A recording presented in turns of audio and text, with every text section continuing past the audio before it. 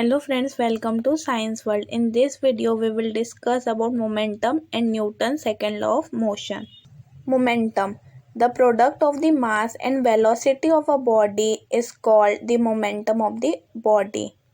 Momentum is equals to mass into velocity.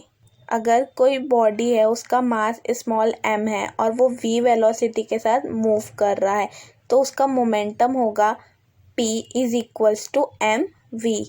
Momentum एक vector quantity है तो vector p is equals to m vector v. Unit of momentum is kg metre second inverse और CGS system में इसका unit होगा gram centimetre second inverse. Newton's second law of motion. Newton's second law of motion states that the rate of change of momentum of a body is directly proportional to the force acting on it and takes place in the direction of the impressed force.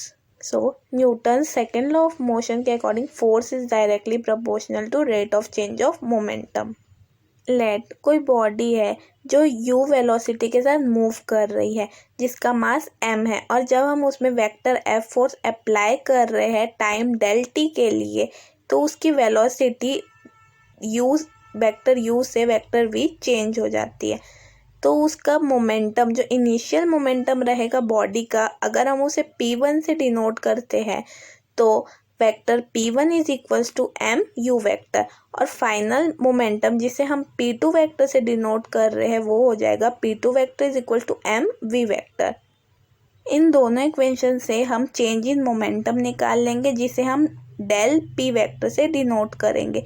So del p vector is equals to p2 vector minus p1 vector which is equals to m vector v minus m vector u which is equals to m v vector minus u vector. यहाँ पे हम m को common ले लिए हैं. यहाँ पे vector v minus vector u change in velocity को शो कर रहा है तो हम इसे डेल v वेक्टर भी लिख सकते हैं. तो हम इस इक्वेशन को इस फॉर्म में लिख रहे हैं del p vector is equals to m del vector v. अब हमें यहाँ पे रेट ऑफ चेंज निकालना है मोमेंटम का. अब हमें यहाँ पे कितनी देर के लिए फोर्स अप्लाई कर रहे हैं उसमें डेल टी टाइम के लिए तो मोमेंटम का हमें चेंज निकालना है डेल टी टाइम के रिस्पेक्ट में. तो हम इस इक्वेशन के दोनों साइड डेल टी से डिवाइड कर देंगे. सो हमारा इक्वेशन आ जाएगा del vector P upon del T is equals to M del V vector upon del T. हमें पता है del V upon del T acceleration A के इक्वल होता है. So vector A is equals to del V vector upon del T is equal to acceleration produced in the body. तो यहाँ से rate of change of momentum del vector P upon del T आ जाएगा del P vector upon del T is equals to M A vector. अब second law of motion से हमें पता है force rate of change of momentum के directly proportional है.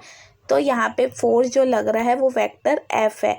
तो हम यहाँ इस इक्वेशन में सब वैल्यू पुट कर देंगे तो आ जाएगा vector f is directly proportional to m a vector और vector f is equals to k m a vector जहाँ पे k जो है वो कांस्टेंट ऑफ प्रोपोर्शनैलिटी है जिसकी वैल्यू CGS और SI सिस्टम में 1 के इक्वल होती है. तो हम इक्वेशन 1 को लिख सकते हैं vector f is equals to m vector a और स्केलर फॉर्म में f is equals to m a. Equation 2 और 3 मैथमेटिकल फॉर्म है Newton's second law of motion के. इन दोनों इक्वेशन से हम कह सकते हैं जो फोर्स बॉडी में एक्ट करता है वो प्रोडक्ट होता है मास और एक्सेलरेशन का.